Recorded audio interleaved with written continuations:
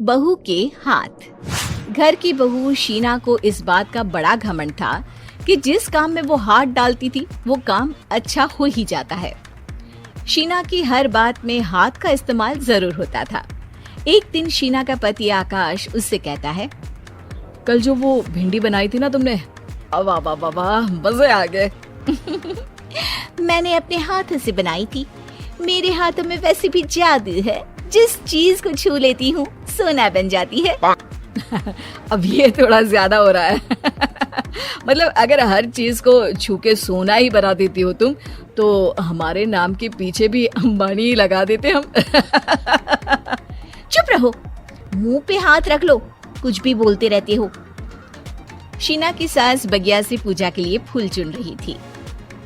सुंदर, अति सुंदर, कितने प्यारे गुलाब के फूल हैं।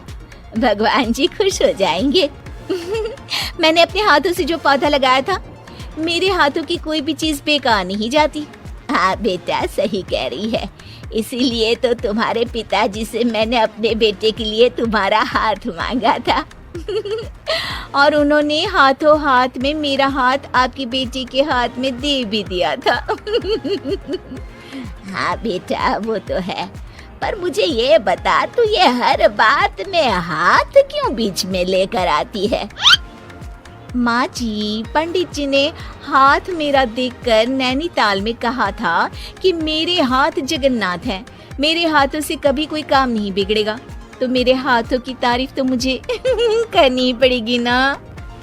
हाँ हाँ, ठीक ही कह रही हो। वैसे तो मिलाओ हाथ इसी बात पर।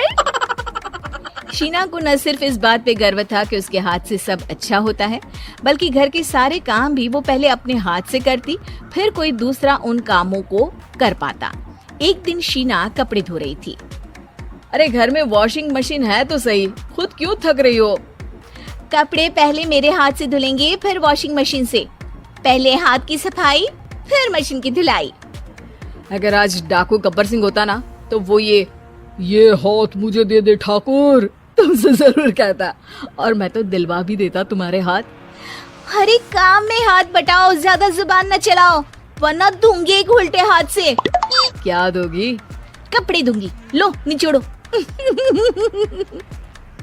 ऐसे ही एक दिन, अरे बहू, ये सोफे पर चढ़कर हाथ से पंखा क्यों घुमा रही हो?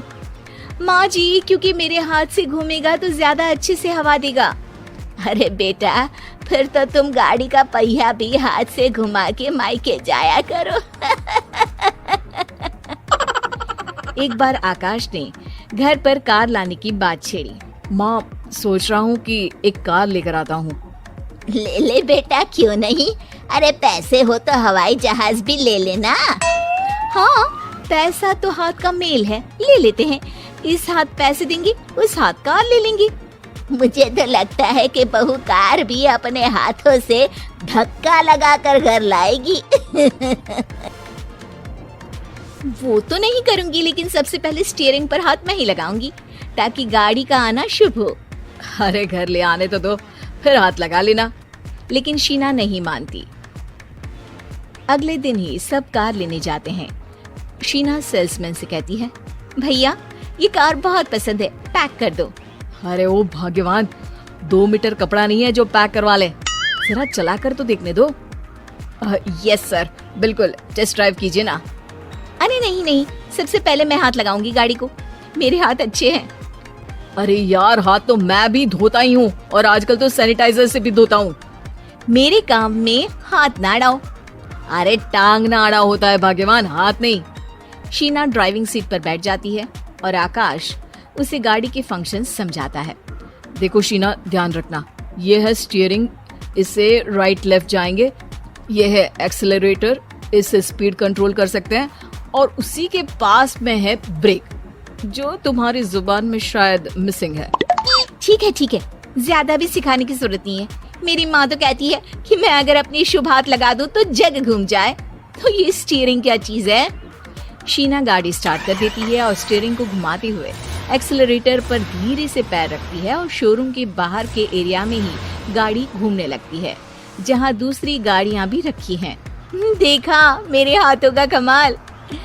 अब ब्रेक दबा दो, आगे गाड़ी है। शीना आगे गाड़ी देखकर घबरा जाती है और पाँव गलती से एक्सीलरेटर पर पड़ जाता है। कार आगे खड़ी एक बड़ी गाड़ी में घुस जाती है। दोनों कार से उतरते हैं। सेल्समैन भागते हुए आता है। अरे 7 लाख की गाड़ी खरीदने आए थे और 15 लाख की गाड़ी ठोक दी। Oh my God. आकाश की माँ, आकाश और शीना घबरा जाते हैं। इतना सारा पैसा कहाँ से आएगा? तभी वहाँ मैनेजर भी आ जाता है। पूरा माजरा समझता है। अरे टेंशन मत लीजिए, गाड़ियों का इंश्योरेंस था। आप जो कार लेने आए थे वही खरीद लीजिए। पर मैडम, जब तक आप सीख ना ले तब तक गाड़ी मत चलाइएगा। अभी तो आपने गाड़ी बस ठोकी है, जिसका बीमा भी था, लेकिन सड़क पे चलते हर इंसान का बीमा नहीं होता। अरे मेरे हाथों से छुप भी गया ना तो उसकी जिंदगी बन जाएगी, और अगर चला भी गया तो स्वर्ग ही पाएगा। मैनेजर साहब, मेरे हाथ में कोई दिक्कत नहीं है, वो तो बस पाँव गलत जगह पर चला गया था। शीना की बात सुनकर आकाश अपना सर पीटता है और उसकी सास अपने हाथ से खुद का मुंह छिपा लेती है और मैनेजर हाथ जोड़कर माफी मांग लेता है।